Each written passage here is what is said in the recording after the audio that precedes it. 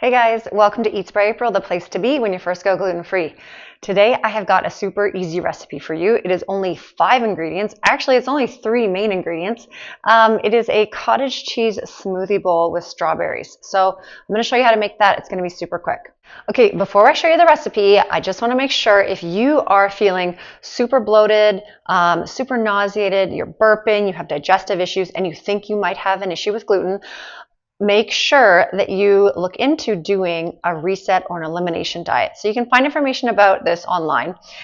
If you want to do it with a step-by-step proven program with results, check out the link in the description below because I've got my spring reset open now. So at the time of this recording and when this goes live, you can get in on the spring reset if you want a proven step-by-step program with recipes, meal plans, and inbox coaching from me to help you along the way. So make sure you check it out if you think it might be right for you. Okay, back to the recipe. So like I said, we're making a strawberry cottage cheese smoothie bowl. So just one thing on smoothie bowls, they've been like super popular in the last couple of years. At first I was like, I don't get it. It's like a smoothie in a bowl. But yes, essentially, it's like a smoothie in the bowl. But what's fun is that you get to put toppings on them like fruit, ground flaxseed, chia seeds, granola, etc. So we're going to be making one that's really easy. You can make it on a weekday. I'm going to make it today, and it's going to be delicious. So let's get started.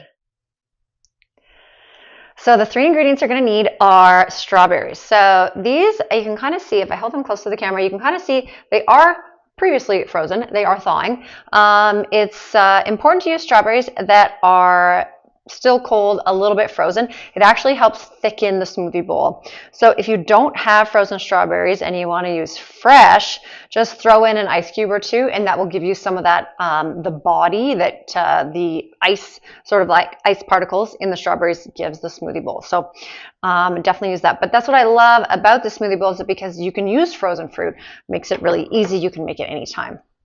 So I just left those strawberries, frozen strawberries, out overnight in the fridge.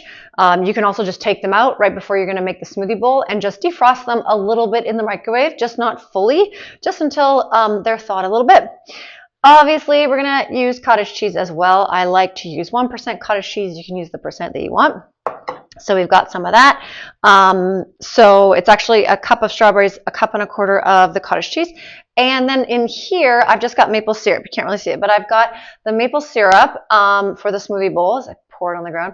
And that just gives it the sweetness. You can also use honey, like liquid honey, if you prefer. The other things you're going to want are things to put on top of the smoothie bowl, because that's one of the best parts about smoothie bowls. You get to put all this fun, delicious stuff on top. So I have gluten-free granola. I'll just show you the brand. I picked up some Kind granola. Kind is the brand. It's gluten-free. Make sure you're looking for, if you're buying granola, something that says it's gluten-free. Granola can be one of those places where some either cross-contamination from the oats or added gluten can hide, and it can make you sick and you wouldn't even know it.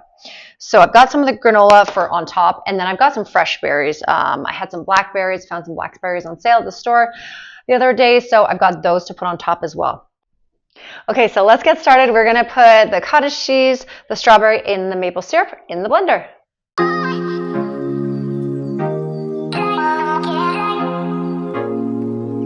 Okay, there we go. Now we're going to blend it up.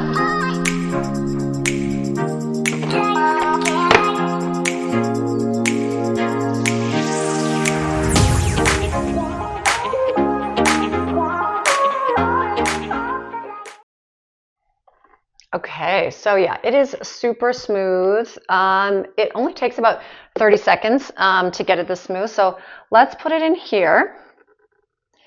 And then, so you can kind of see how smooth it is. So it is smoothie consistency, which is of course what we want. And now let's get it topped. Okay, so like I said, my favorite things to add on smoothie bowls is a little bit of the granola.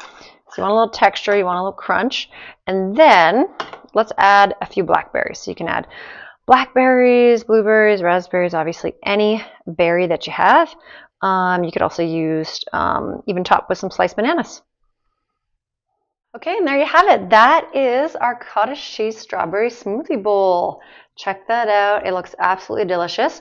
I'm going to eat this right now. So if you're looking for the full recipe, I will put the link in the description below.